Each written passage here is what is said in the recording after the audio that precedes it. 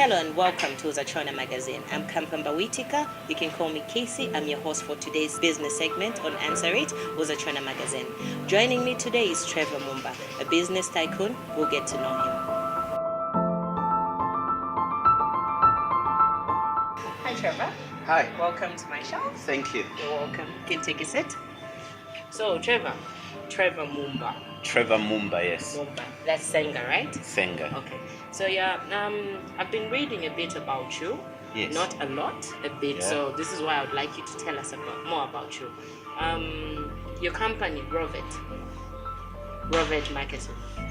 What is it about and when did it start? So, Rovert is my name backwards. Okay. Yeah, so Trevor backwards, Rovert. Oh, wow. Interesting enough, I registered the company in 2010. Okay. Yeah, in South Africa. So, we are a direct sales and marketing company. Yeah. That means we do sales and marketing on behalf of other companies. Yeah, basically that very simple concept. What type of products do you sell exactly? Right now, everything that we do at Rovert is basically services. So I just say that we do sales and marketing on behalf of other companies. In the last 4 years, I've specialized in fundraising and marketing for charities. Okay, I'm a nice. softie, so I thought if I'm going to make money, why not make money for the right cause? Yeah. You know, it just helps me sleep better at night. So we do fundraising and marketing for 3 international organizations at the moment. Okay. That's 4 Paws International, which is an animal That's welfare all in South organization. Africa? That's all in South Africa. Then there's Breadline Africa, which is a children's welfare organization, as well as ActionAid. I'm sure you've heard of ActionAid. Yeah, I think they're also in Zambia. They're in 120 countries. So that's the only one you're doing Zambia? So I'm actually not doing this ActionAid campaign in Zambia. It's in South Africa. Wow. So as much as they've got a branch here, they are not running the campaign that we're doing for them in South Africa here in Zambia. Okay. So until such a time when there is need for them to start that campaign here, then we'll come and help them. But I've done a bit of consultancy work as well with ActionAid Kenya. So I was in Kenya a few months ago, just trying to look at how we could help them out. Nice. So when you started your company, the time you found it, was it because you had the passion for it or you had to go to school for it? I've actually never gone to school for sales and marketing. Wow. I studied economics and commerce and business administration. Which is totally different from marketing. Which is very different. And Yeah. this is why I just never talk about my qualifications. Wow.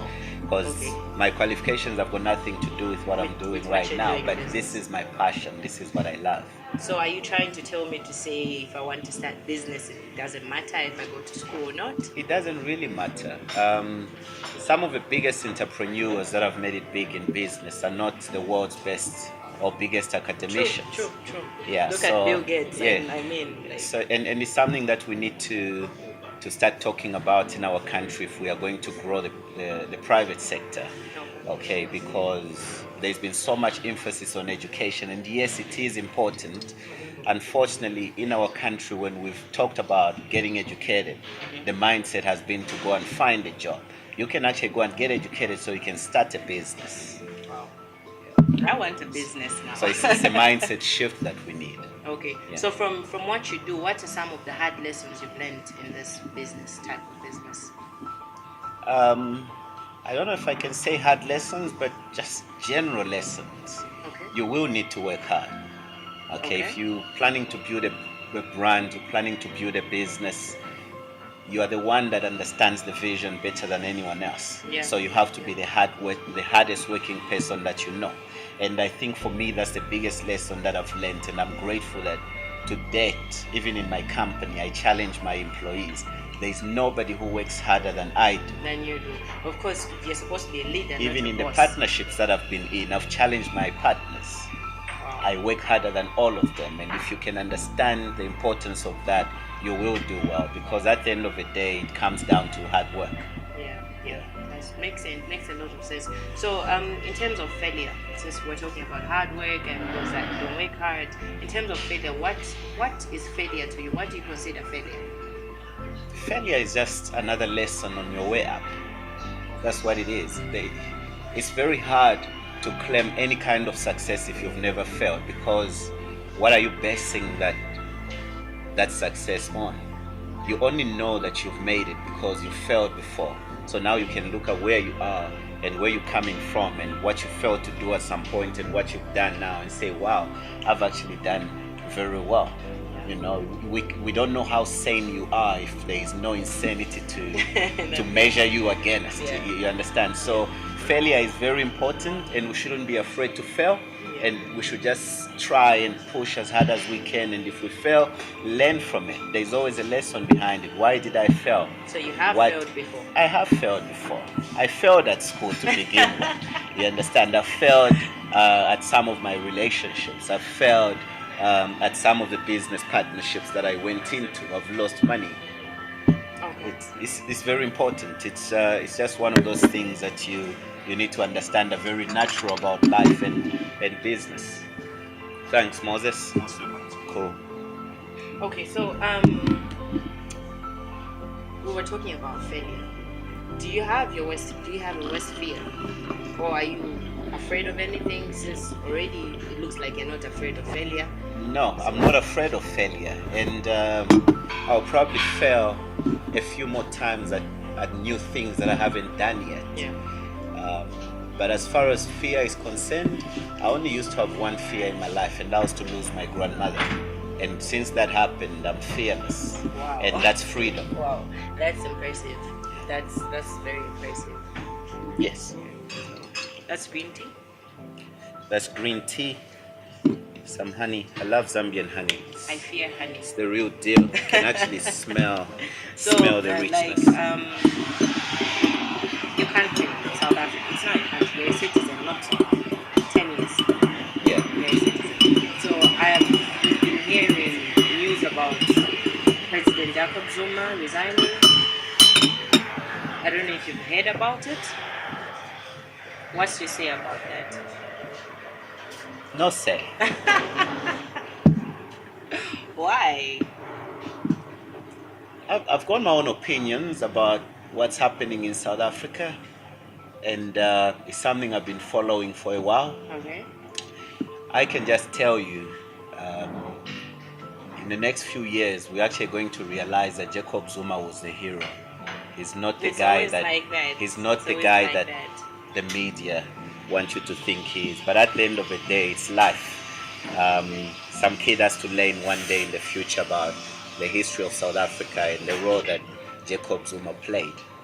If you've run the country for almost 8 years, Obviously. it doesn't matter what people say about you. You've contributed to whatever that country is all about. Plus, look, when we start talking about people like Nelson Mandela and Thabo Mbeki, you know that Jacob Zuma is a key player in South Africa's liberation struggle. So, that's true. as a person who always tries to find something positive in people, I don't really care what weaknesses and shortcomings someone has. I always look at the good that they brought to the table, and I'll always respect him for that. He paid the price to be the boss, and whoever thinks otherwise, that's their opinion as well. Yeah. Everybody is entitled to one, not so. True. Yeah. So you have an opinion about I read something. It says the ground I deserve to stand on. I don't know. There's a certain quote. The ground I deserve to stand on is what I'm willing to die for. Yes. What do you mean by that? Looking at the hardships that I come from, and what I've had to go through to be where I am right now, I've never blamed it on anyone. What happened. The fact that I'm an orphan, that's a natural part of life. And I've never asked for anything I don't deserve. Okay? Because at the end of the day, the only ground I deserve to walk on is what I've been willing to die for, the work that I've put in. You know, that entitlement attitude, I've never had it. So at this point, you're willing to die for your work? For what I believe in, for what I know is mine, and I've never asked for what I don't deserve. All I ever needed was a clean shot, just a chance to drink from a clear fountain. That's what I like to call it. So whatever I have, I've worked hard for it, and that's the only credit I deserve to be given. And whatever I'm not willing to work hard for, it's not mine. I don't want it. But if I've worked hard for something, I'm willing to die for that. That's basically my personal conviction. That's what I believe in. Very inspiring. Yeah. Very inspiring. So, do you believe in mixing pleasure with business?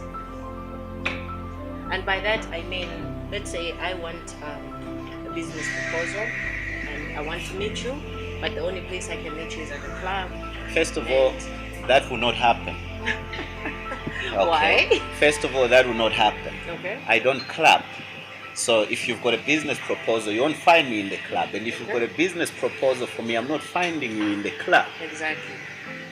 So you don't go to the club to do business. You go to the club to go and club. And that's a mistake that a lot of young entrepreneurs are making. Exactly. You understand? They think it's about being cool. You know, we started talking about this business deal in the club. If I own the club, no problem. You find me at the club. But if I don't own the club, what was I doing at the club? Exactly. I've got an office. I've heard a lot of people say, no, I'm in the club because that's where I'll find business people Okay, who talk business. This is why I go to the club. Look, entrepreneurship is very interesting, and it's almost a tailor-made kind of concept for every person. So if it works for someone else to make deals in the club, it works for them. Okay. I start work at 5 in the morning, every morning, Monday to Saturday, and I finish work at 6 o'clock in the evenings, Monday to Friday, and I leave the office at 3 on Saturdays. So if you've got a proposal, that's where you find me.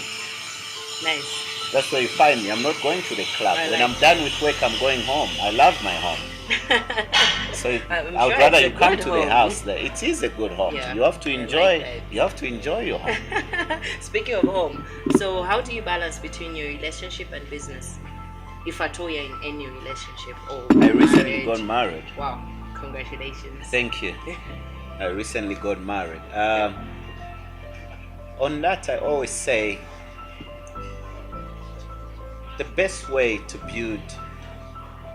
build a sustainable business is to first work on yourself as an individual. Okay, so I took my time to work on me as Trevor Mumba. So the day that I met my woman, it was easy for her to know how to deal with me because I already knew what I wanted.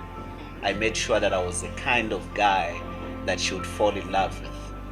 And she found this business, and she found this guy who owns this business. So obviously there has to be a balance between how I manage these two. But if you focus on you first, everything else in your life will fall into place. It's very hard to try and manage your relationship when your personal life is falling apart. It's very hard for you to try and manage your business if your personal life is falling apart. You understand? So for me, it always starts with you. And some people say it's not personal, it's business. It's always personal because who builds the business is the person, you know. So as long as you work on you as a person and take your time, everything else that you allow in your life will have to flow in that direction. So there is no need for you to juggle the two. It becomes just one. That's very nice. Yeah. Very interesting. So what advice would you give to young entrepreneurs? Okay, so entrepreneurship is a cool word. Okay. So it's a very cool. I'm guessing you have a better word that's not cool. No. Entrepreneurship is a cool word. So don't go into it because you want to sound cool. What do you do for a living? I'm an entrepreneur. Do you actually love what you do? Do you actually have a solution for the world? Because for me, that's what entrepreneurship is all about. So I told you that a big part of my business is in charities. I do fundraising and marketing for charities. So I'm an entrepreneur who wants to make a difference in the world. That's my contribution to the world. So I love what I do. As a result, because I'm so passionate about what I do, I don't care the challenges that come my way in building my brand, in starting my business. My motivation is bigger than the challenges that I face down the line. Don't go into business because you saw someone else making money. If it's not your thing, stay away from it. Be original. So the question again is, you want to be an entrepreneur, what solution have you come up with for the world? If you find a solution to a problem out there, someone will pay you for it. To me, that's what entrepreneurship is all about. Okay. So, do you think for anyone, or for me to start a business, I need a lot of money? Do I need to wait until my money is? Not really. I didn't really start my business with a lot of money. I started my business with a will to make it. And like I said just now, I created a solution to someone else's problem. Yeah. And someone else who had the money looked at that and thought, This is a good idea. this is a good idea, we could run with that. And that's how you actually start finding people who are willing to invest in your business. Obviously it's very important that you have some capital, but the biggest capital you ever have is your brain. It's a beautiful mind. And I can tell you that now, having interactions with a lot of young entrepreneurs in Zambia, the mindsets around business are wrong, and that's where the challenge is. If your mindset is right, it will always be easy for you to find people who are willing to fund you and to believe in you and to give you a chance.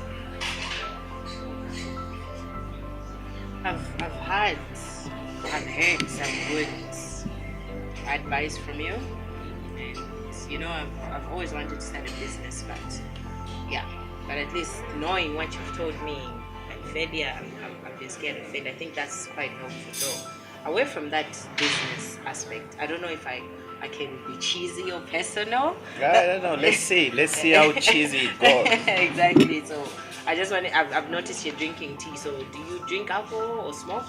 I've never smoked. I've never drunk any kind of alcohol my whole life. Wow. Yeah. Wow. And I love it. Okay. Which one do you prefer, the beach or the forest? Beach. I want to ask why? Money or love? You want to ask why before we move to the next question? Why beach or forest? I love water. Okay. Yeah. Are you trying to avoid the money I or love love question? I love water. You love water? Yeah. I lived in Cape Town, close to the beach. I just love water. Forest, not my thing. I'm not a big fan of creepy crawlies. So, Okay. And then you say love or money? love. Because even to make money, you need to love it first. So I always choose love. That's a nice one. Yeah. Now you're being cheesy. Yes. Okay, so coffee or tea? Tea. Tea. Why? I love the buzz that coffee gives me, but mostly in the morning, and then during the day, tea just keeps me going. And that's because there's different flavors of tea. You just have so many options. You've got options with coffee, but it's very hard to tell the difference. But with tea, you can get into it. Chamomile, green tea, even for the green teas, there's mint, there's Cleansing tea. Exactly, and it's just a healthier option. Okay. It's nice. I like coffee though. It It's keeps good. me awake. So I'm given a chance to work with Mark Zuckerberg, Bill Gates, or Dangote. Dangote, Why? keep the money in the family. We need more African I billionaires. know, right? Yeah. That's interesting. Yep. Okay, so Trevor, I've had a good talk with you. I hope to talk to you about other things another time when you're back in Zambia, or we can follow you. Very soon. Yeah. If you could follow me, that would be awesome. We are following. Home you. ground advantage. I get to set my own questions. Yeah, so Yeah. it was a nice interview. Thank you. for joining me. Thank you so much. Once again, I'm Kampamba Witika, Casey. Nice to meet you, Kampanga. Trevor Mumba. Thank you. You're welcome. Cheers.